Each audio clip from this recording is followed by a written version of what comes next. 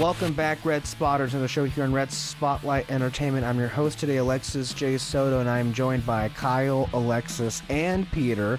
And we're back with our third of 4 installments with the movies that made a lasting impression on us series. We don't really have one for titles here. Last time we had Alexis Moreno's list of films, and before that we had Peter Martinez.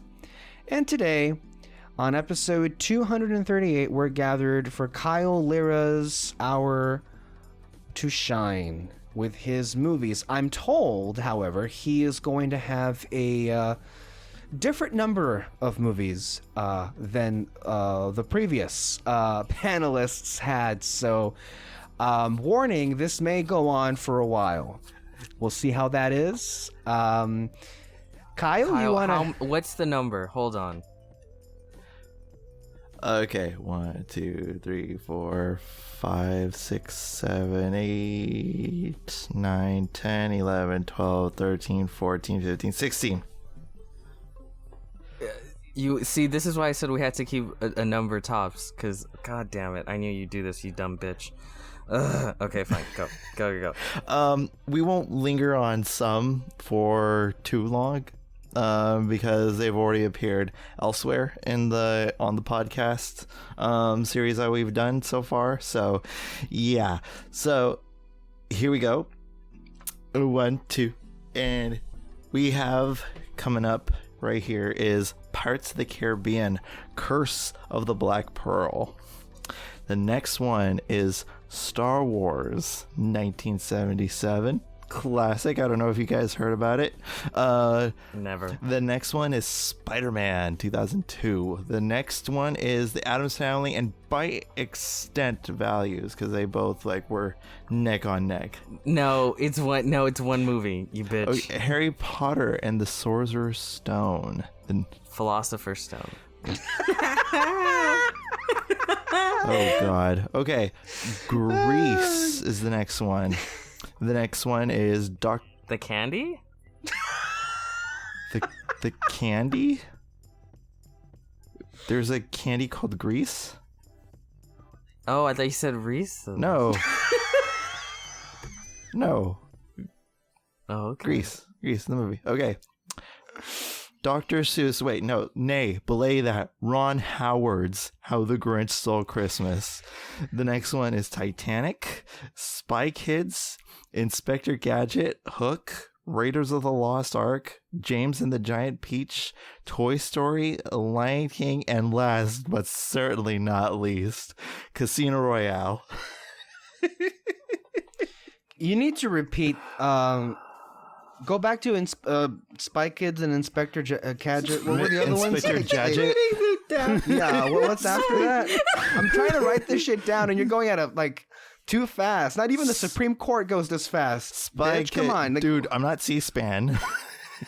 Okay, because there's a lot of movies. Okay, so there's Titanic, Spy Kids, Inspector Gadget, Hook, Raiders of the Lost Ark, James and the Giant Peach, Toy Story, Lion King, and Casino Royale. Are we good? Yeah. Okay. All right. Where do we begin first? Okay. So this is a list of films that left a lasting impression on you, not favorite movies. No. Right? This is movies that left an impact on me growing up. Okay. Just to clarify for those listening, because if they've been listening to you for a long time, they know these movies aren't really a shock, are they?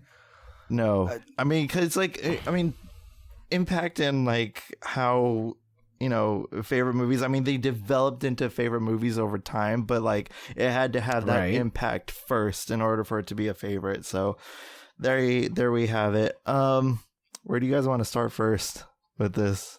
What do you guys... Because I don't know where to begin. Well... Why don't we... Okay. Kind of skim over the ones that have already been mentioned. Yeah, that's a good place to start. Okay, yeah. And Casino Royale, and we don't need to talk about Star Wars, because we don't need to talk about pirates. We definitely don't have to talk about Hook. Oh my god. Okay, what else? Well, okay, so Grease, I liked it. I liked it a lot as a kid. I had the VHS tape and everything like that, and that tape has been worn to tissue, the same as you have, Moreno, and this is what... I forgot to mention last time, my tape, before it, like, completely messed up, it turned black and white. Oh, wow. Did you people not take care of your shit as children? What is wrong with you? We just watched the shit out of it. Yeah. I watched the shit out of a lot of movies, and none of my VHSs ended up broken. And What also, is to be wrong fair, with you mine people? fell, like, during the earthquake. It was in the VHS, and then it fell, and that was, like, my only source of, like, being able to watch movies at the time. So, yeah. Yeah, Grease and Addams Family came into my life at the same time because at the time at McDonald's you could buy VHS tapes. if you remember a time, and I remember my mom, she got me those two movies, and I was like, okay, and I watched those two just like endlessly, and it kept me endlessly entertained. Grease got me into musicals. I love the whole story about it. It has several bops. If you want more into that conversation, you could go back and listen to Alexis Moreno's podcast episode when we talked about Grease. So yeah. Spider-Man 2002 was my first superhero film, and I loved comic book films and superhero films ever since, and I loved them. Sam Raimi, amazing director. I just loved it. The quotes are endless. Me and Peter riff on it a lot, and yeah, Spider-Man 2002. Another we've gone into Hook a couple of times. I loved Hook growing up, and it honestly, it was my peek into the window that it was the story of Peter Pan. And after that, I dove into like the Disney movie and everything like that after that, and I read several versions of the story itself, because there's like 6 different versions of the original story. There's like Peter and Wendy, the condensed Oxford version. There's the actual novel itself. I mean, there's just different versions, and I've read all of them. And it's just like, why are you obsessed with that boy in tights? I have no idea. It, like, honestly, the thing that got me attached to it was not Robin Williams' performance, but I loved fucking Dustin Hoffman in the movie. Like, that makes a lot of sense, Kyle. He is brilliant. If I were to ever like point out like my favorite movie characters in general, Dustin Hoffman's Hook is like up there in the top 5. He just like he's brilliant, and he's like this over eccentric thing, but also really dark as well, like constantly suicidal. And it's just like he's funny, and his dynamic with Bob Hoskins is really, really hilarious. And I was always captured by that performance as a kid. Even now, Okay, let's slow down. Okay, Slow down. why? That's a good place to ask. So, with these movies, and one you just mentioned, right? Okay, tell us why exactly those kind of performances are so big on you. What about like the kind of performances, like say like Jim Carrey's performance, for example? Those larger than life performances. What about those? From what you can recall, let's say from your childhood, what about them really drew you to that? I think like a personal connection, really, because I was like to put in layman's terms, a show off growing up. No, Yes, believe it or not. I don't believe it.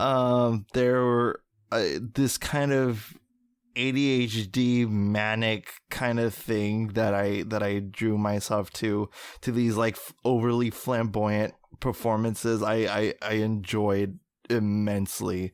It's part of the reason why my favorite character in The Lion King is not Simba, Mufasa, or anything like that. It's Scar. And it's just like one of You really love queer-coded characters. and I loved like that kind of performance, and even like Pirates of the Caribbean, like Jack Sparrow's performance, Johnny Depp's performance as Jack Sparrow was just like huge because he was like larger than life, and like he stood out. He chewed that scenery, and they chewed the scenery well, you know. And I liked that, and that was always like my attention grabber. That's just like somebody who chews out the scenery. I don't know what else to describe it as, just other than like it's like a moth to flame situation. Just like see what the eccentricities of these characters bring to the whole thing, and I really enjoyed that. And it reflected my personality growing up as well. So yeah. Where else? Oh, Well, yes. yeah, I can. I'd like to add a little bit to that because they I feel, and don't take this as a pejorative, it really isn't. It's just who you are. And that's your personality, and a lot of us can love, sometimes hate this about you. It's just a quirk that you have. But it is a reality that with the films that really leave a big impression on you, particularly some performances of the variety that I was referring to, you have this tendency to reenact certain scenes of these characters, a la Benoit Blanc and the fucking donut hole that we're all sick and tired of listening to. That's what I really mean, is that you really have this, and I have to say, quite unique, as far as I've been exposed to, a thing that you like to really inhabit those kind of characters. I mean, one of the movies that you have on here that we all know, in fact, I think most people that know you, Kyle, automatically just associate you with fucking Johnny Depp, Jack Sparrow, and Pirates of the Caribbean. And I think in no small, part, because that's the impression that you would do in just normal casual conversation, and people would remember you for that. And Inescapably. I mean, yeah, they'll never forget you, Kyle. So that's what I mean. I mean, I've always said that, my first memory of you was I think you were I think you did dress as Jack Sparrow Captain. for Halloween. Yeah. Captain Jack Sparrow, one of those years back in elementary school. 6th grade. And the funny thing is, like, we're friends now, and I think, like, you and I became friends in high school. Moreno came a little after that. But it's funny how we all remember that, and we didn't really, like, know each other. We just knew you as Jack Sparrow guy. Yeah. Yeah. Good impression, though. I mean, people were really impressed by it. Like, wow, this guy is really committing, and the costume was great. Yeah, you really had that all to you. No one else was doing anything like that. So that's kind of what I was getting at, is that you just did those things. And the fact that you did them in public in front of everyone is, I think, what kind of made people respect you in that way. Like, that's, not easy to do, especially since, elementary school is no stranger to ridicule and teasing. And of course, we have our Peter right here who does that to us on a daily basis. So, I mean, to remind us of what it felt like. So, Hi. Yeah. I guess my question is, like, when you would do that, did that ever, like, occur to you, or did you just not care? I just didn't give a shit. Like, if I'm not in a certain kind of like temperament or mood or anything like that, like I have a hard time naturally coming out of my shell. Like I have a hard time, like I have to put on a face in order to like function in society. And because believe it or not, even though that it's like eccentric and everything like that with all these characters that, you know, that I've dawned on upon the years, you know, and growing up, like that was kind of my defense mechanism. And I would talk to people as Captain Jack, you know, and that was like my way into like interacting with people, because I had no idea. I had no friends growing up. All the characters from these fucking movies, they were my friends. And It's like an alien not knowing anything about human interaction. Kinda. So they learn it from movies. Yeah, and I learned how to like I love the over undeserved confidence that Captain Jack has, you know, and that was like what it kind of drew me to him, like the overconfidence that he has and like what he does and everything like that. And I in a way I kind of wanted to be like that, and just like and we could tell, and just like the not give a shit kind of attitude, like Hook when he yells at Smee for not putting out the freaking welcome mat, just like those kind of eccentricities of him just being himself and not giving a shit. Like I like that and I respect that. So like characters that have qualities that you strive to have yourself are the ones that really stick with you then, kinda, right? And that's why I put on these characters, and it lent itself to me not giving a shit and like knowing like the way becoming the Captain Jack guy, as Moreno puts it. Well, since we're on that movie, I think all of us have stories when it comes to that, because, you know, in talking about the significance of The Curse of the Black Pearl, you know, back in a time when Disney made good live action movies, you know, not like Artemis Fowl, what? That, you know, recently just came out and was a disaster.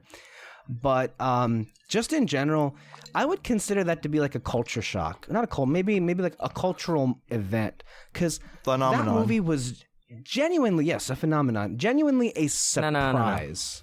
No. A genuine surprise. Peter, take this one with The Crush of the Black Pearl. It's got pirates and treasure and, you know,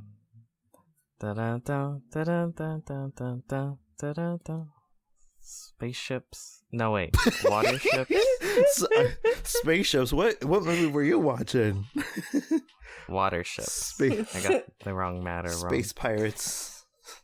It's a good movie. Actually, this is a film I probably could have included on mine. I remember watching it as a kid, like in the theaters, and like just thinking, like, I didn't know how to explain it, because at that time, every movie to me was a good movie. Right. But with this movie, like, I remember thinking, like, oh, not a second of that was boring. Yeah. Basically just thinking, like, oh, it was good throughout. And then I remember driving home, it was like a full moon. Because of the fucking pirates and shit. Yeah. I remember, oh my god, I know you're oh god. I remember also like going to go watch it and stuff, and my dad is actually super picky when it comes to movies. Like, and it's really rare that he likes a movie. But with this one, like, for example, his favorite movie is, like, Terminator 2. And then when Transformers came out, the first one, we went to go watch that movie, like, 7 times because of him. Really? He hates going to the movie theaters. And we went to go watch it 7 times. But when this movie came out, he really liked it, and it was the first time that I saw him actually, like, be excited for a movie. And it's funny because he's, like, not a big, like, Disney fan and stuff. Mm-hmm. But I think maybe part of it was that Pirates is was my grandma's favorite ride. So I think that kind of, maybe he made a connection to that. I'm not sure. Maybe subconsciously, maybe. But yeah, he was so excited. He, like, as soon as it came out, he went out and bought it, and, like, he bought surround sound to, like, oh no, that was for Transformers, but for this one too, like, he, like, bought, like, some type of speaker to, like, play the music and stuff. It was funny. It's truly, like, one of those groundbreaking things. Like, honestly, like, the impact that Pirates of the Caribbean had, like, upon its arrival is the same that you could say about, like, when Star Wars came out, because it truly false. There was no spaceships. I'm talking about cultural impact. I don't agree with that. I mean, I know, like, you're like, oh, pirates and stuff, but, like, to me, after the first one, I'm, like, not the biggest fan of the rest of them. Tell them, Alexis. Tell them off. Sorry. Okay, but, like... So, I mean, I don't agree with that in that sense. Okay, when the first one hit, and the way it ran, because of the way it hit, that kind of impact. There are similarities. They're both... Star Wars and The Curse of the Black Pearl came out of nowhere in that sense. There were huge surprises in terms of how good they ended up being. And I think what Kyle was saying is that to him, I think he considers it as big of a thing as Star Wars, especially at that time. Well, it kept live action Disney going for a decade. Yeah. And only a decade. Yeah. But also, like, how... original it was too. Like, it's kind of like, yeah, you could say that it's a kind of a return to form with the swashbuckling, you know, pirate films of the time, you know. But I think that, you know, it was wholly original in what it did and what it was trying to do. And I was completely, like, I remember seeing the trailer to what movie, I have no idea, but I remember seeing the trailer, just hearing the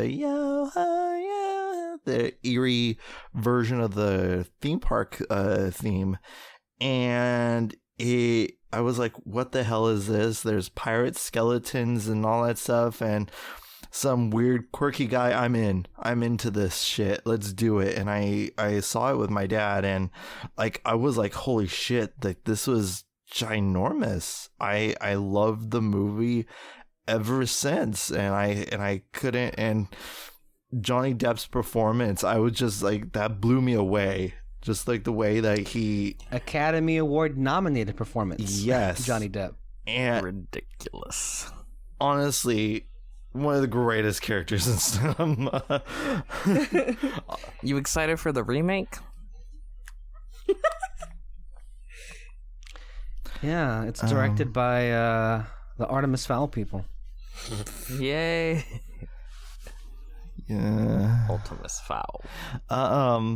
But yeah, Pirates of the Caribbean, Curse of the Black Pearl, and I do remember. I do have a vague memory of coming home and there was a full moon. It's kind of... What the fuck? There's a full moon like that summer or what? Maybe we saw it on the same day. Maybe. Where'd you see it at? Did you see it at the Imperial, or did you see it at the Calexico 10? I legitimately don't remember. Because I remember seeing it at the Calexico 10. I don't know. I think I saw it at Imperial. Okay.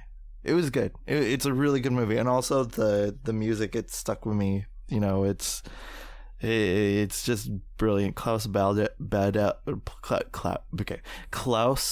Badelt's composition of the music is just beautiful and awesome stuff. What else do you guys want to talk about? I think this one would be a nice segue, because I think we're going a little bit backward here with Harry Potter. You're a big Potterhead. We just talked about J.K. Rowling last night, so this will be Which eccentric appropriate. character attracted you to this one? There was no eccentric character in this movie that I was Not even Voldemort? not even Voldemort or anything like that. Harry Potter. I just loved the world. Snape. I love the world in this. I loved the mystery, the sorcery, and I love the atmosphere that this world brought in with the, I remember the swelling, just like seeing, like, one of my distant memories is in the drive-in. This is where I was like, the drive-in will take place in the conversation in this podcast.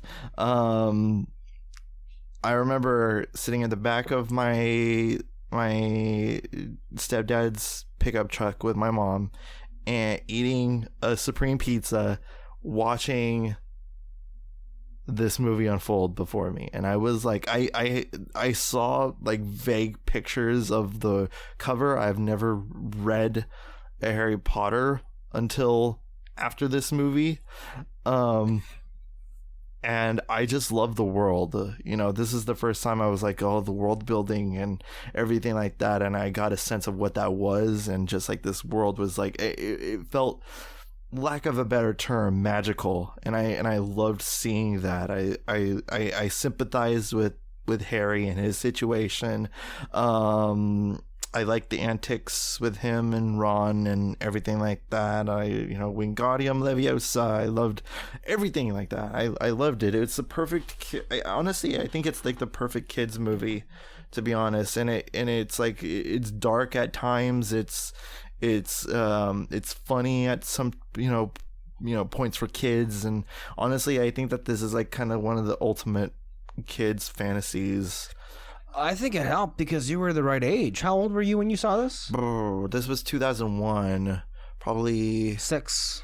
You were 6. Yeah. I was 6. It captured my imagination. Yeah, I think that's the perfect age to see, especially the first Harry Potter movie.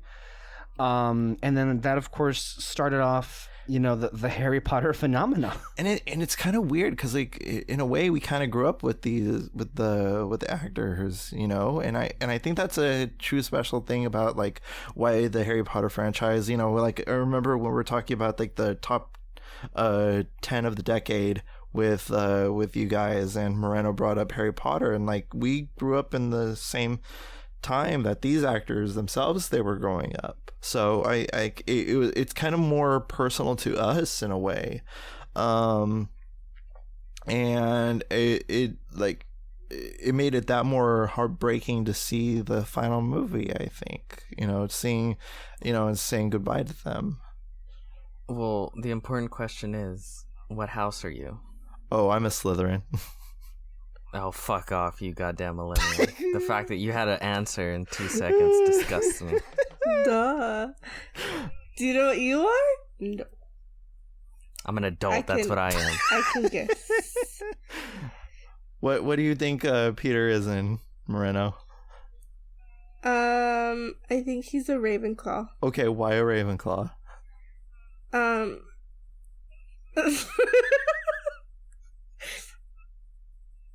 don't know. I don't know. I kind of like figure, like with you, like I thought you were a Hufflepuff, but I think I said like a mix of a Hufflepuff and a Slytherin. Yeah, I did the Pottermore thing like 50 times, and every freaking time it was a freaking Slytherin. So Alexis, I think he's a Gryffindor. He's 100% Hufflepuff.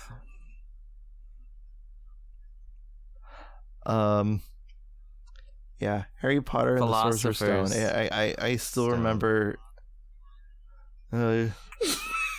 Why don't you say that again while you adjust your glasses? Philosopher's Stone.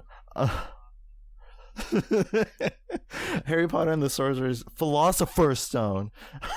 I love it, and I love the series as a whole. Like, yeah, there's its ups and downs and all that stuff, and developing into a Potterhead, reading the books and everything like that. It is a good summary, but like overall, like the series, it's still pretty dang good. I will say the worst thing about Harry Potter it. is its fans, because they're fucking annoying. But they're like a notch under Disney fans. But I always loved Harry Potter as a kid. You know, let me adjust my glasses while I say this. I read the books first before seeing any of the movies. And yeah, I always loved it as a kid. Yeah. Well, to be fair, Okay. wait, we can't let that pass though. It's not as if like Kyle read, especially I think. Remind us here. When did you begin reading the books? After the movie? After the movie, like right at. Okay, and how many books? Yeah, how many books were out at that point? 4 at the time. Okay, so for all the subsequent films, you would have already read the book before the movie came out. Yeah, up until that. And Alexis, what about you? Oh no, I could not be bothered to read during school at all. So I guess So I'm I the read only the- real fan. Okay. Anyways, Continue. Yeah, no, Harry Potter's. I really like it. I agree with Kyle. The world is really cool. That's why last time I went to Universal Studios, I finally went to the Harry Potter place, and it was really really cool. Like, oh fuck. Excuse me, The it's called the Wizarding World of Wizarding Harry World of Potter. Harry Potter. I tried the butterbeer. It tasted like shit. But yeah. Wait Well, till you okay, taste the blue milk. Similarly, I hear think butterbeer No. is like hot and warm, and I think sorry, not hot and warm, cold and warm. Oh. Like there's two different versions, and I think I drank the cold one. I didn't like it, and I wanted to taste the warm one because in the books they always described it as like warm. So I wanted to taste that version, but I didn't taste that one. So you're saying you weren't a big enough fan to know which was the real butterbeer and which was the fake What I'm one? trying to impart into you guys is that I hate Harry Potter fans. They're very annoying, but I am a bigger Harry Potter fan than all of you by a mile. I think it's in my experience. I find Harry Potter fans. The pretentiousness Right? is I love it. suffocating. I find Harry Potter fans infinitely Oh my God, yeah. preferable I to mean, Star Star- Wars fans, Disney Star Wars fans, at this Marvel point are fans, just kind all of them. hateful. Like Disney and And the opposite, where in Harry Well, Potter, yeah. it's the creator but who's like the hateful one. with Disney and Star Wars, they're really fucking annoying, but they're not hateful. Whereas with like it seems like the bigger the Star Wars fan, the more they fucking hate Star Wars, and it's really weird. It's yeah, that's a whole other thing. It's really fucking weird. Speaking of Star Wars, Oh. I've told this story. Cliff Notes version, go. Times. I saw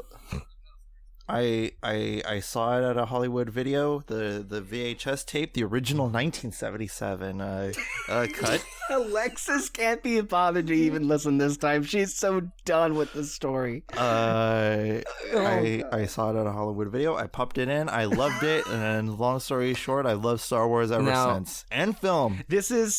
It's the definitive movie for Kyle because this is the movie he always says is Well, what made hold on, him really Alexis. get Hold interested on. in We movies never in talked general about Star and the Wars on this process of podcast. movie Let's making. really soak it in. Let's really soak it in.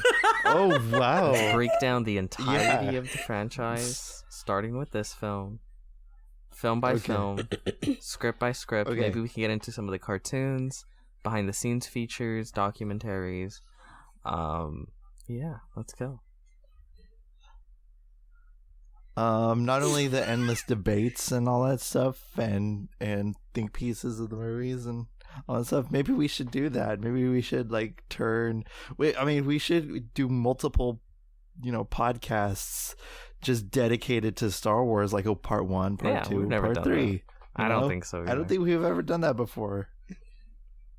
But Star Wars. All right, long story short, I loved it. It got me into film. If you want to hear the rest of the story, you could pick a random. Just throw a freaking. Literally, click any Star Wars episode we've done. A random episode. Click any episode. Podcast. And put all the episode titles on a fucking dartboard. Throw the fucking dart. Land on it. You'll get this full story. Yeah. Star Wars. That's my shit. What else do you guys want to I forgot. tackle next? What other ones? We've got James and the Giant Peach. Yeah. James and the Giant. Want to go there? Okay. Much like how Harry Potter and the Sorcerer's Stone, I love the fucking world. It's fucking like, while you guys grew up with Nightmare who's Before the Christmas hipster now and all that stuff.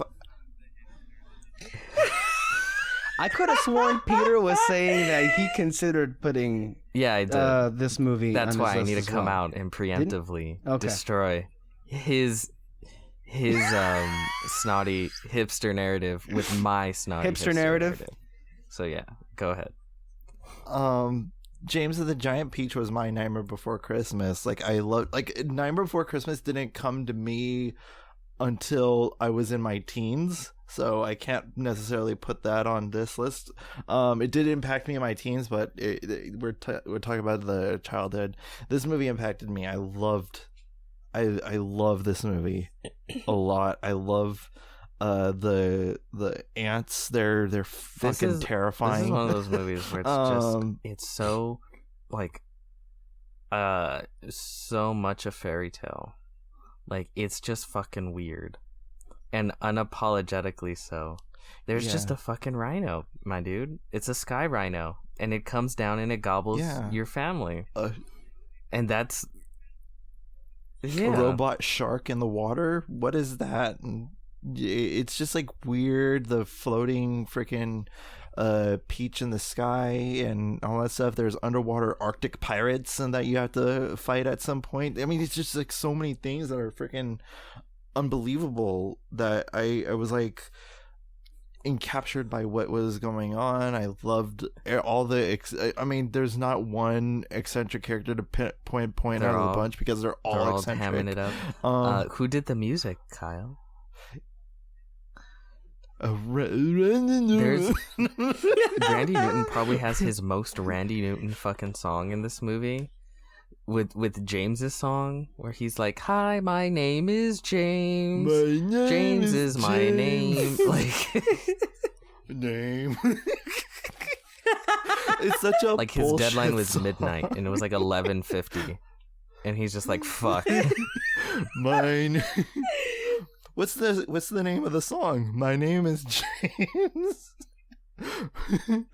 There's one point in the song where he says the word just James like 10 times.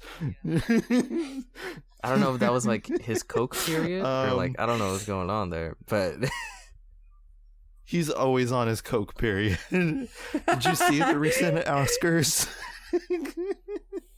I can't let you. But I love the rest of the music though. Like I love Family. I love Where I Gotta Go. I love Eating the Peach. The Eating the Peach is such a freaking bop. I love it. I just like love all the songs. Oh, Good News, the song that he plays in the credits, I really love. Like the imagery is still ingrained in my head. I remember like one of my distant memories of watching movies is just seeing the claymation characters from this movie, and it's like fantastic. The rhino at the ending is kind of scary and everything like that, and I was like, oh shit, like there's darkness, but also there's like hope, with the character James and all that stuff, and I loved it, and I like it a lot. Oh, speaking of shark, Richard Dreyfuss does the voice of Mr. Centipede, and he would become, if you don't know, everyone, he was the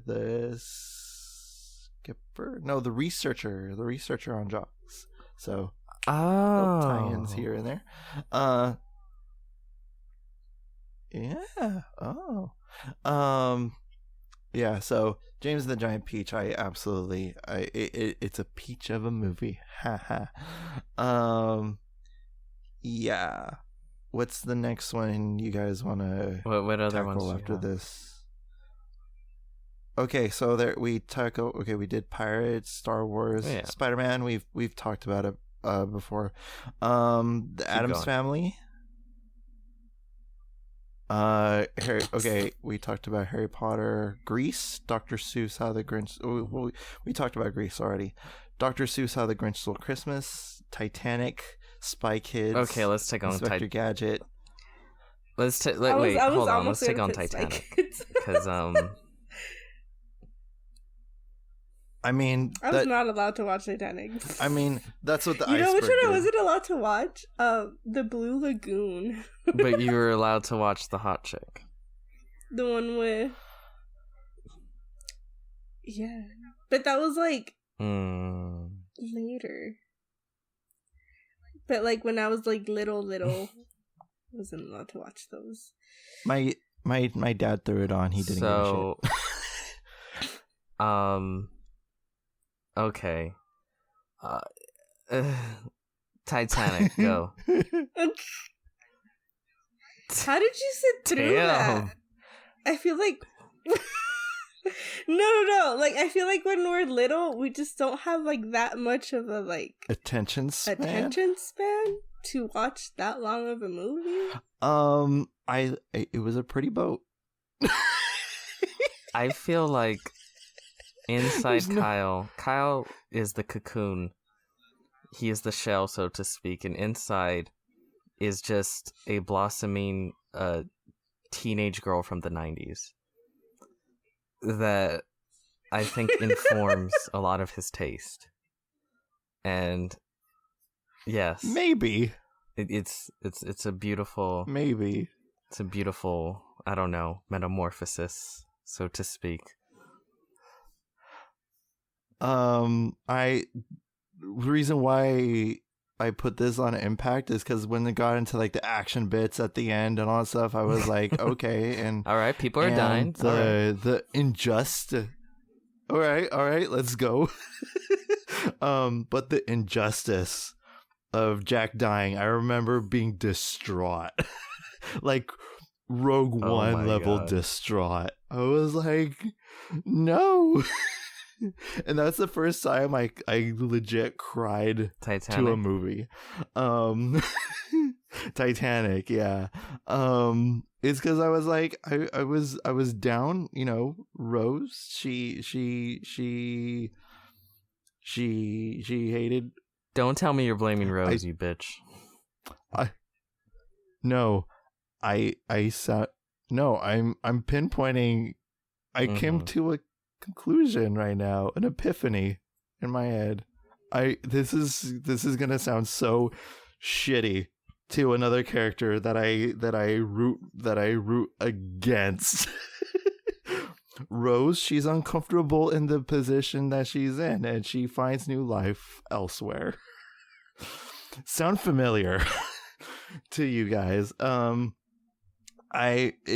When she finds Jack, she finds this whole new meaning in life, and I think that's a beautiful thing. Until that new meaning of life was, slipped under her feet, unfortunately, at the end, and it's just like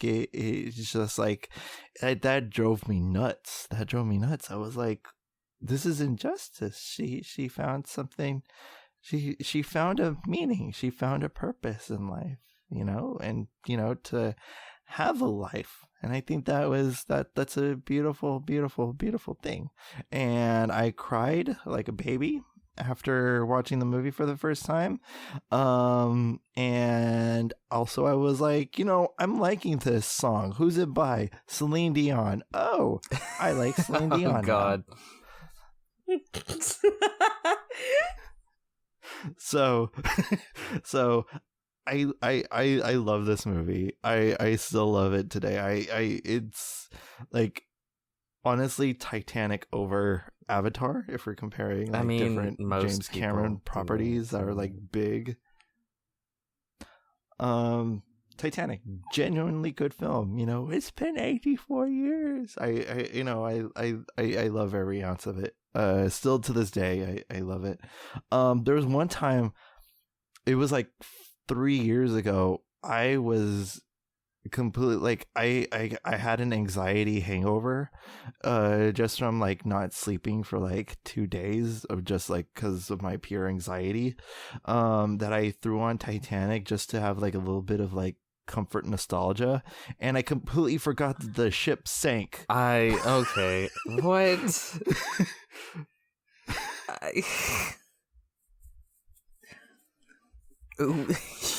Okay. I can't explain it either. I was like, oh shit, I forgot that this happened. At least you're not one of the people that has no idea that it's based off an actual historical event. Oh, by the way, after this movie, I was in a complete like Titanic kick, and I researched the living shit about it. I know the history of it. I know who first founded the Titanic upon its exploration, Mr. Robert Ballard. I know all that good shit. I know the contents that are still on the ship that are probably really You can't valuable. just like things, can you? No, I can't just like things. Really? I Oh probably my did God. the See, same this thing, is what to I'm be talking honest. about. Yeah, but I probably just like forgot everything. I love the story of Titanic so much that I sat down and watched, because online you could watch a CG replica of in real time with like subtitles, the Titanic How sinking long in real did time. it take to sink? Oh, it's like 2 So hours. you sat there for 15 2 minutes. hours and 15 minutes and watched. Yeah, reading the captions and all that stuff and watching the Titanic So sink. you watch people die for 2 hours. Virtual. Yeah, so I love the Titanic. I love the story. I love like the historical bits about it and everything like that. It's the first movie that made me cry. So Okay. Titanic. Real quick. Grinch. I mean, that's obvious, right? Yeah. Denial is expressed in the face of pure evil. Okay, yeah. Gorgeous. It's gorgeous. I love this film. It is my favorite Christmas movie. I just love every ounce of it. It's beautiful. What else do you want to talk about? There's Inspector Gadget, Raiders of the Lost Ark, Toy Story, Lion King, Casino Royale, and the Addams Family. Let's do Addams Family. The rest are so obvious. Addams Family. Well, I mean, I think we both agree in our love of the Addams Family. We did audio commentaries on them for both films. Yeah, both 1 and 2 for Halloween. I forgot what year. Was it? 2016, I think. But I remember we watched them. Yeah, Alexis wasn't invited because we didn't like him. Yeah. No. But the Addams Family, like, it's like they're perfect comedies. Honestly, like both 1 and 2, I grew up with them synonymously, and I loved them. I watched one more than Really. the other. But that's just because I had no access a lot of people to like values more than on the tape. original. Oh, I love Yeah. values over the first one.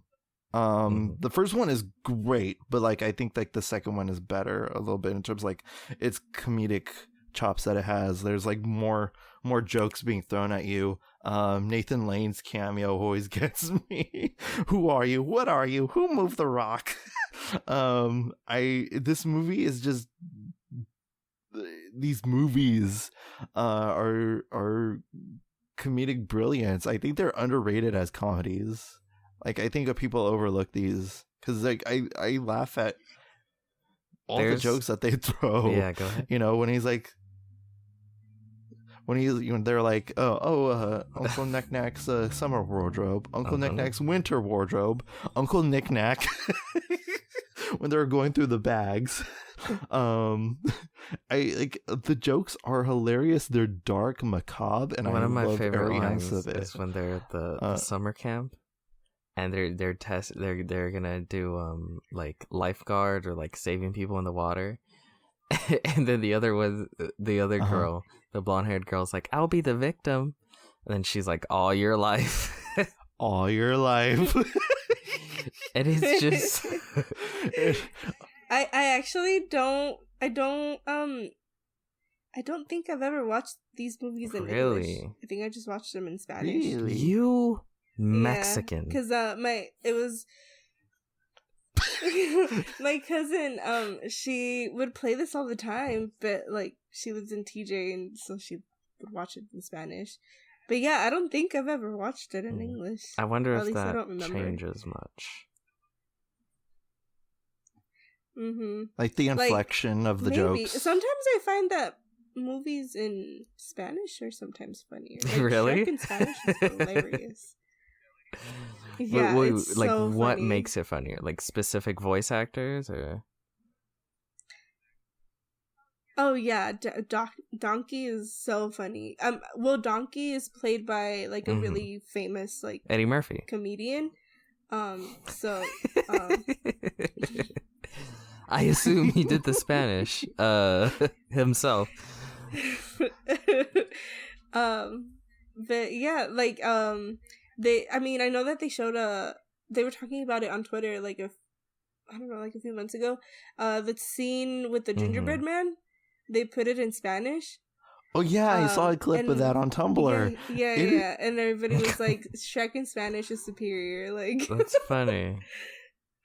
And like, I could see why somebody would make that argument because like I didn't understand what was going on. I mean, I know the dialogue already, but like I didn't understand like the context within the dialogue that it was saying. Yeah. But the inflection is so hilarious, like the way it's pronounced and everything like that. I could see why people would make that argument. SpongeBob, I caught an episode in Spanish and it's funny. Oh yeah, I used to watch SpongeBob I remember in seeing Spanish, some too. meme somewhere where they're like, SpongeBob in German is fucking weird. And it's like SpongeBob, like, you know, dude, but like really strong, like German. Mad SpongeBob. I was like, I don't know, that's funny. And just like how chipper and happy SpongeBob is, and just like with the angry German. But yeah, the Addams Family, like there's so many like, you know, isn't he a lady killer? Acquitted. And in that same scene in the back, you see him trying to hang himself. This is so stupid. Yeah. And also like jokes that I never got as a kid that I watch now, it's hilarious. Like that's what being they're all privileged happy. is all about. I remember They're all as a happy kid about being watching that and asking my sister what privileged means. Because I didn't get it.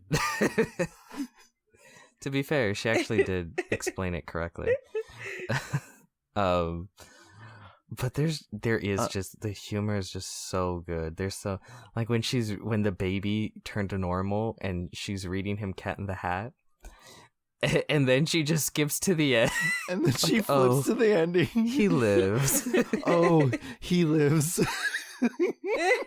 And completely down on it.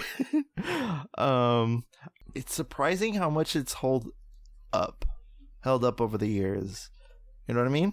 Like it's still funny. There may be a thing or two that's dated, but overall it's just like just them being the Addams Family, and I love it for that. And it's unfortunate that we never got a third one. I think a third one would have made a nice comedic. Well, you did. No, last year. No, that's a reboot. That's not an official. That's not a continuation from the story. I thought you were going to reference the Addams Family reunion where Daryl Hannah played Morticia, and Tim Curry played Gomez Addams. I have that one on VHS too, but I completely forgot about it. Like, I remember watching it, but like I have to rewatch it because none of it has stayed in my brain. I remember they're like at a pool or some shit like that. Yeah, they're in suburbia. God. Get it? It wasn't good. I rewatched it because I remember watching it on ABC Family. And then I rewatched it on about 2 years ago, and it didn't hold up. It's not good. I wish that they continued on, but I guess you couldn't without Raul Julia. Was he dead at that point? Yeah, because he died like 6 months after the second movie came out. Yeah. Oh wow. Okay. Because like halfway through production of Addams Family Values, he was getting really sick. Oh man, that sucks. Yeah, but then again we were discussing in the audio commentaries. You talked about like your idea of how they could have done a third one. It's a little too late for it to happen, but I think that you could have had Fester been like the patriarch of the family after that, and like. You could add like Wednesday, she's coming of age and all that stuff, and getting ready to be married and all that shit. And I like honestly, I think that would have been a nice little the third adaptation of the series. And but yeah, but as 1 and 2, like those movies kick ass. I love it. Even I love the music that came out with the movie. MC Hammer's Addams Family, and Whoop, the Addams Family. There it is. Yeah, it's completely 90s schlock, but I love it. What else? Oh, this is kind of a byproduct from the 90s and like turn of that set the template for most of the kids movie that come out after the 2000s. Spy Kids.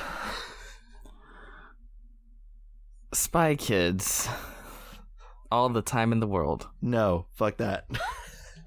I love this series a lot, 1 through 3, and those are the only Spy Kids movies that exist. I like the first one. I don't hate the second or the third one, but they go off the rails. Yeah. Really? I would have thought that you would have liked the second one too. Like, does God stay in heaven because he fears what he's created? Dude, that fucking line.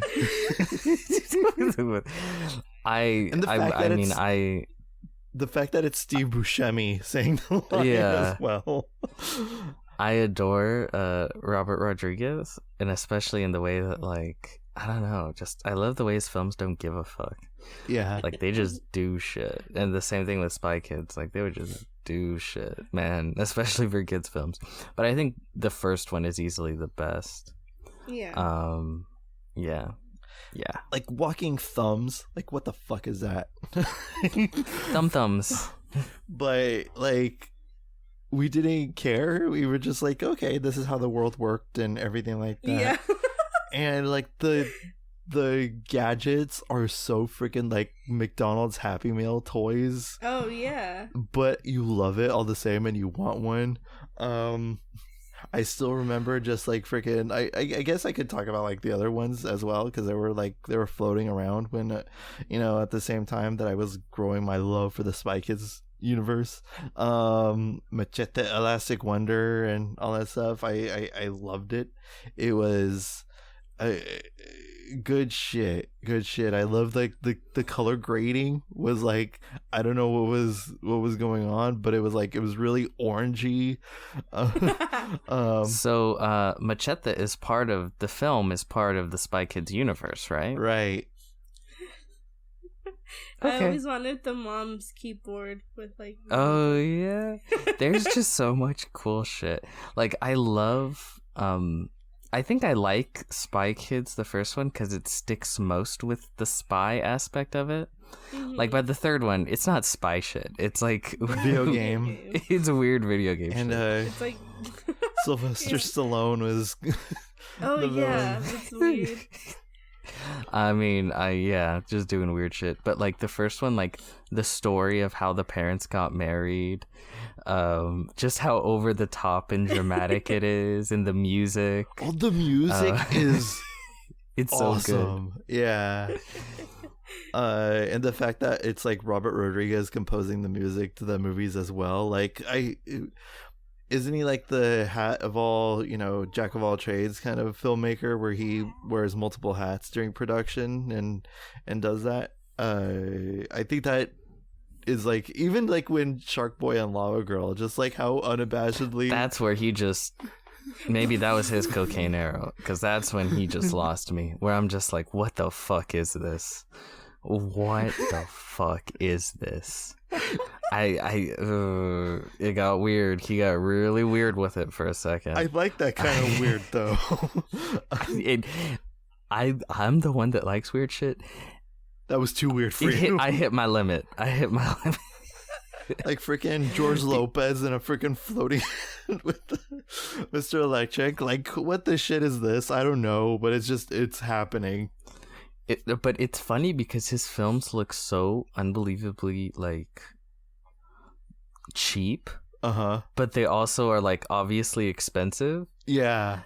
And it's hilarious. It's cheaply expensive. Like the Thum Thumbs, like that the budget was probably like, we can't do these thumbs. Well, I was talking about Shark Boy and Lava Girl. It was actually pretty Lava Girl.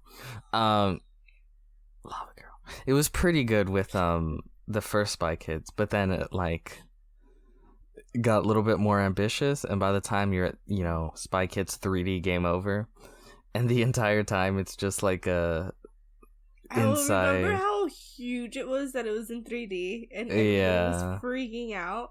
And then I can't watch movies in 3D, so I was like, I don't know what's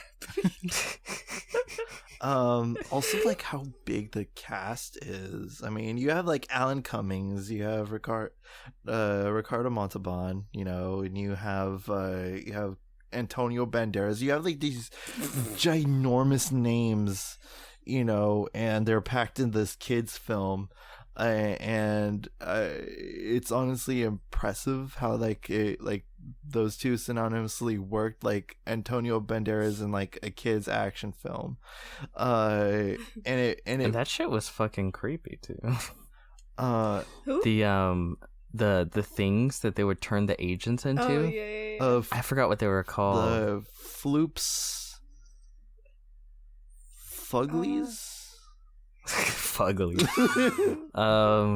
No, I forgot. They would throw weird words out there.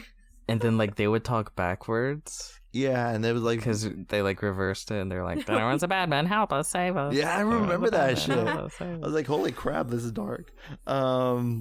It's honestly good. I like the chemistry between Daryl Tony Shalhoub. Tony Shalhoub, yeah, he's in it. The chemistry between Alexa Vega and Daryl Sabara, I think, or should I say, Mr. Megan Trainor, Mr. He like the chemistry between them two. I think is like the key essential part, because I like those characters too. Also, like the world. The world is just downright bonkers, but it's badass at the same time. Yeah. Also, I wanted to have those little like I don't know, packets that you just throw on into the microwave and out pops McDonald's. Oh my god, that was so I saw cool. somebody on TikTok recreating that. It was funny. That shit's so great. It's fucking bananas. It's no way possible with our technology of these days, but it just like, it's freaking cool. You can imagine having freaking packets that just pop up McDonald's. That'd be amazing. There's like so many different gadgets. Oh, I wanted the freaking mouse thing that he had in the second one. Yeah. Ralph. Yeah, Ralph. That was his name. That was cool. It was just so cool. Steve Buscemi. Like the list goes on. The first 3 Spy Kids, like that was like my shit growing up. I loved it. The music, brilliant stuff. What else do you guys want to talk about? There's Inspector Gadget. Inspector Go. It's good shit. Oh, okay. The year this Inspector Gadget came out, McDonald's had the thing where you get a toy, right? And each toy was a piece of Inspector Gadget. So, like, you'd have the leg, like, left, right leg, the right leg, the body, the 2 arms, and the head, right? And if you collect them all, you create a big-ass Inspector Gadget with, like, each thing one doing one. Guess who went to every McDonald's in the world Oh my God. to make the Inspector Gadget? One Mr. Peter Martinez. This guy. And looking back, those toys were kind of fucking dangerous. Like, I remember, like, you could, like, I don't know if it was the body, but something you would, like, do, and, like, sparks would fly inside of it. Like, and, like, that was the whole point. And I'm thinking, like, fuck, I don't think that would fly today. Wasn't the body like the car or something like that? No, oh god, you know what? I'm gonna look up the pictures go ahead. Because I don't remember the marketing for the first movie, but I do remember the marketing for the second one though. The second one doesn't exist. I hated that they changed the actor. Oh, from Matthew Broderick. I was so mad because it turned into a straight to VHS movie. But no, I remember I really liked the first one a lot. Me and David would watch it all the time. But that one, I think we would rent it from Video 2000. But yeah. Oh, I bought that shit as soon as it came out. I was like, yeah, this is my shit. And I watched them too. Like this Inspector Gadget again. It's like freaking weird ass shit that I was like that floated my boat. It was just first of all, I liked Claw, the freaking hand that he had. Fucking impressive. That impressed me a lot as a kid. Just the simple prosthetic of his claw, just like I was like, holy shit, shit is cool. If I was even like, if I ever lose a hand, I want this technology. It's so cool. Like he had all that shit in his body and all that stuff, and just like him, this is like a lot of people are like, oh, Robo. I'm sending the photos to you guys. Okay, I saw it. and it was like, oh, RoboCop and all that stuff. Like, no, this is my RoboCop. Yeah. You would pump the head down in the body, and like sparks and shit would fly on the inside. Oh god, the dismembered body picture you sent is fucking terrifying. Yeah, maybe that's why I liked it. I don't know. Maybe Peter, maybe, just maybe. But it's on like, I don't know, like it's just a bunch of cool shit. Like a bunch of cool shit, like a half robot freaking detective and a freaking guy with the claw hand and all that stuff, which is like that shit was cool to me. I don't know, it's hard to describe. It's just cool shit. The film was, looking back, the film was weirdly more sexual. Yeah, like he freaking, than I remember. He catcalled Carrie Fisher's sister in the movie. some weird shit going on with there. But yeah, just the idea of like go gadget, jet skis, and then shit pops out. I remember Oil Slick, and it was just toothpaste.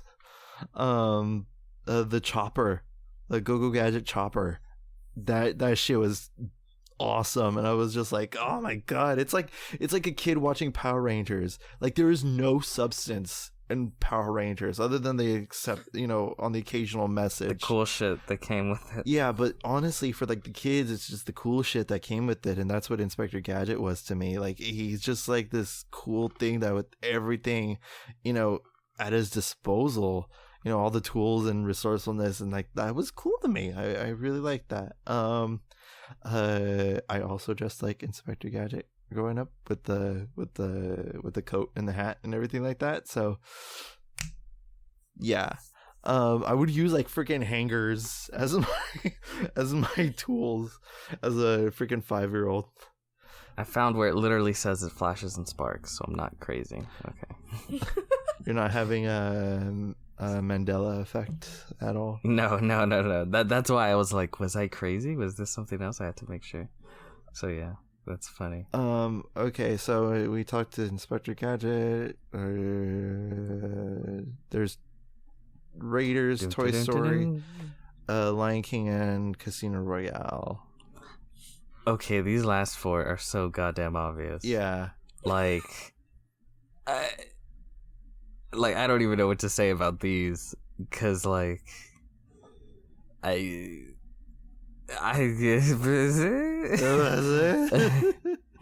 Lion King. Okay, I love the story. This is what awoken the furry in you. Okay, sure.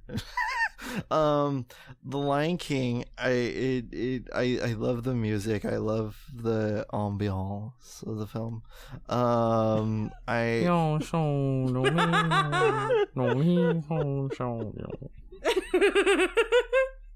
I have no idea what that was.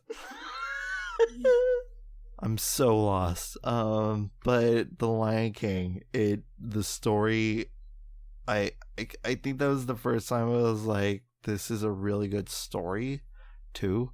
And I mean, I've said it enough. If you want more in depth of like how I feel about the Lion King, you could check out on one of our Once Upon a Retrospects on the Fantasy Fair. And how did it make you feel? He's talking about the 2019 one though. Yeah. No, that's the superior one, right? No, I was talking when we did the Once Upon a Retrospect. We talked about the first line. I'm kidding. I don't even think we did about. We didn't even review the new one. Yeah, because it's still disgusting. Like, I've never felt. I needed to shower after I watched the remake. Like, that's how like icky I felt after watching it. That movie sucks. No shit. It's just and yet I'm sure Artemis Fowl sucks even more. Maybe. But The Lion King is just, to me, it's perfect. It's in my top 10 for a reason. I love The Lion King a lot. Toy Story, same thing. I absolutely adore Toy Story and everything like that. I love this. Now this I didn't know. Go ahead. I again, I love the story. It's a perfect animated movie, and I absolutely. Holy shit! I didn't put another. Okay. Oh no. Okay. Let's continue Toy Story and then. Okay, so Toy Story. I love the story. I love the dynamic. I love Tom Hanks's performance as Woody. I love Woody. I love Buzz. I relate to Buzz so much. He's a dunderhead. And Buzz is like he's at times clueless about what's going on, but yeah, he's like sincere about it as well. The jokes just land for me, even as a kid, just like, Buzz, look, an alien, where? And he busts up laughing with like the most like fucked up sarcasm, sassiness, whatever you want to throw at the window. It's just like a brilliant film, and I can't praise I can't hurl its praises enough. You know, I can't praise it enough with what it's saying and all that stuff. So Toy Story. Another movie I forgot to put on here, that I won't go into much because I'm pretty sure Mary Poppins as well. Mary Poppins, I absolutely loved and adored it. It's like I still remember the VHS that my dad bought me, and I worn that VHS to tissue, and it's just like the music and everything like that was like I loved it. And now, guys, for the pièce de résistance, Mr. Bond, James Bond. Wait, Indiana Jones. Oh, you okay? Raiders of the Lost Ark. Okay, it was such a cool thing just seeing him like swing from a whip and all that stuff. When did you first see the film? I saw it when I was 7. Why did you watch it? 7. Because I remember I was talking to, because we were having a conversation, because we just saw, me and my grandparents, we just watched Casino Royale in the movie theaters, and I was like, oh, this. Wait, you watched that film at 7? Yeah. Okay. Did I ever tell you guys my experience with Casino Royale? Yeah, I made you watch it on no, wait. No, when I was a kid. Okay. Okay. No. a few years after it came out, my dad rented it from Video 2000. So I woke up early and saw that he'd rented it. So I was like, oh, James Bond. I know what that is. That might be cool. I popped it in, got bored after an hour, and then popped it out. Wow. Just like A New Hope. Yeah, just like A New Hope. It's so weird how like what youth Peter found boring, I found really interesting. But yeah, we were talking about James Bond and all that stuff, and one of my grandma's friends was like, James Bond, and the name Indiana Jones was brought up into the conversation, and then I was like, Indiana Jones, what's that? And they're like, you never saw Indiana Jones? So my grandmother's friend gave me her box set that she had of the Indiana Jones movies, and I watched I pretty much binge watched all 3 of the films. The fourth one didn't come out yet, and I popped it in, and I was like, holy shit, these are great films. What the what the hell? I loved, in Temple of Doom, I loved the whole Mola Ram thing, and the way that villain looked so freaking badass with the skull hat that he was wearing. I loved Indiana Jones' look, like the hat, the leather jacket, and the whip. Like, come on. You purchased a whip. I no, it was not purchased. It was a hand-me-down from my grandfather. He gave you a whip? He gave me a whip, yeah. He knows you, right? Yeah, he knows me. Oh, okay. He's also well, no one's died yet. So he's also given me multiple swords. I have multiple swords in my possession. Why would he do this? Oh my god. All sharpened swords, by the way. Oh my god. Okay. Are you now seeing and getting more clarity on my upbringing? Well, I'm locking my doors now. That's what I am. But yeah, his look was freaking cool. The way he ran away from Kyle with the sword and the whip. Don't forget the guns. I don't own a gun. Okay. Why do you own a sword? I mean, why would they let swords. you keep it? Who let you keep the damn thing? I don't know. I just have it. One's a Pirates of the Caribbean sword. but anyway, the way he ran away from that boulder was freaking cool. Like the way that he would be like, oh, you know, and he was kind of like 2 steps ahead of the bad guy. Like those classic, you know, action movie tropes was fascinating to me. Like that was like my first time like realizing what those were. And I was fascinated with the movies ever since. The music, I forget it. The Last Crusade was really touching. I remember being moved by that movie as a child as well. And those 3 movies, like they stuck around with me for a while. I love the Indiana Jones movies, unlike some on the panel here. But I think that Alexis never really liked them.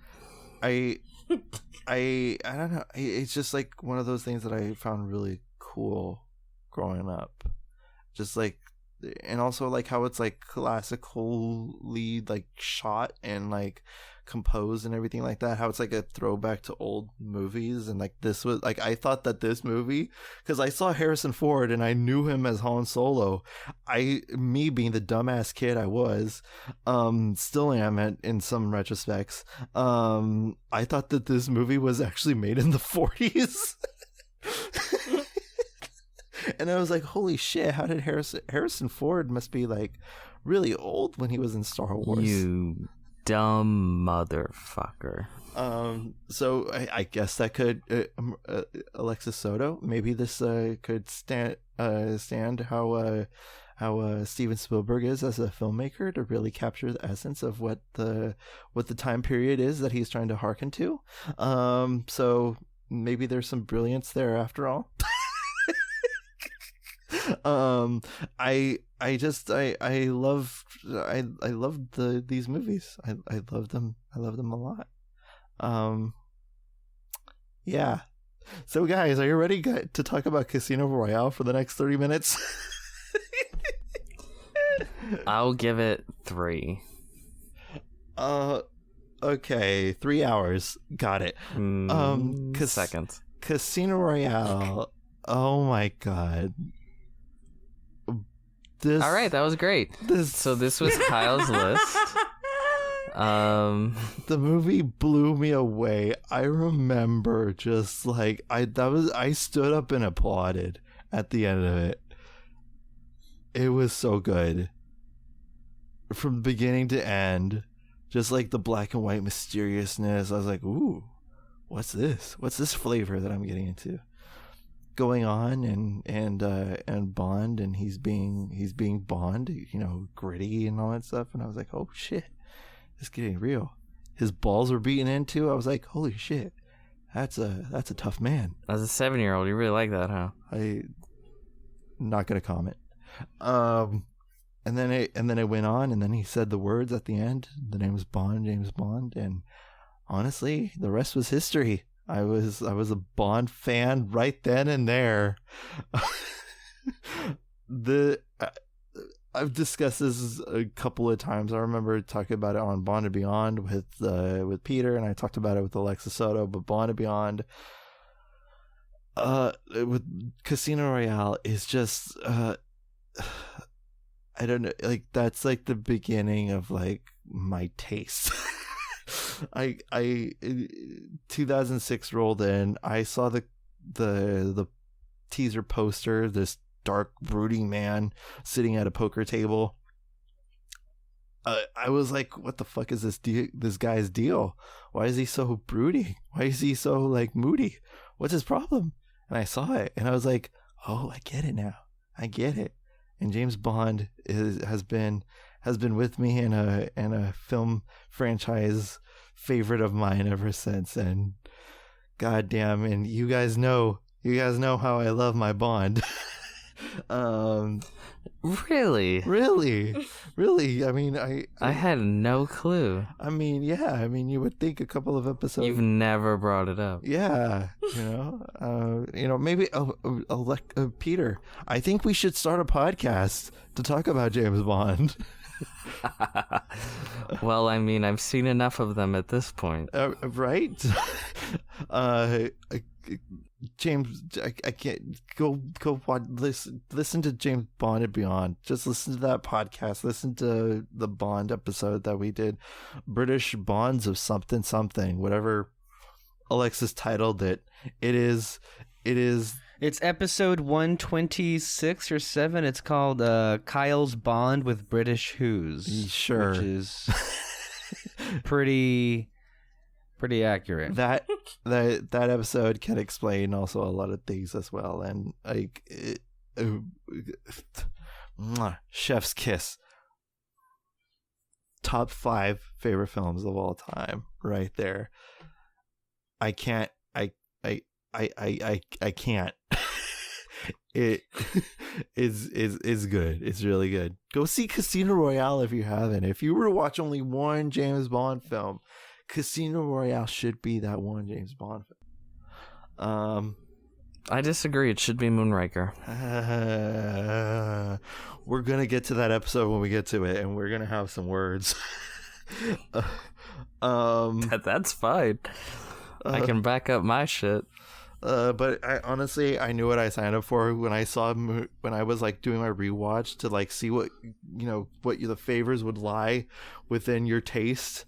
I was like, Moonraker, this is gonna be Peter's shit. Like, no, hands down. When I rewatched it, I was like, oh, Peter's gonna adore this film. God forbid a film be entertaining. My bad. Yeah, it's entertaining. That's a way of putting it lightly.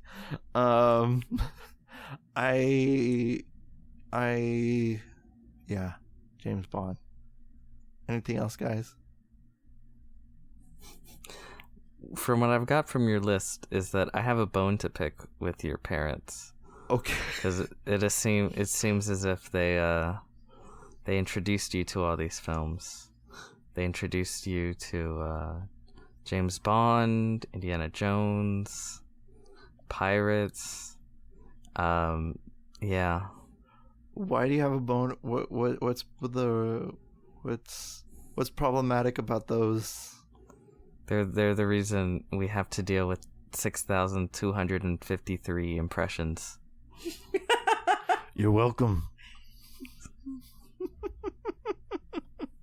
No. And then they're just like, oh, he's got fucking swords in his room? Oh, okay, that's cool. Bullwhip? Give him a sword. Give him 2. God damn it.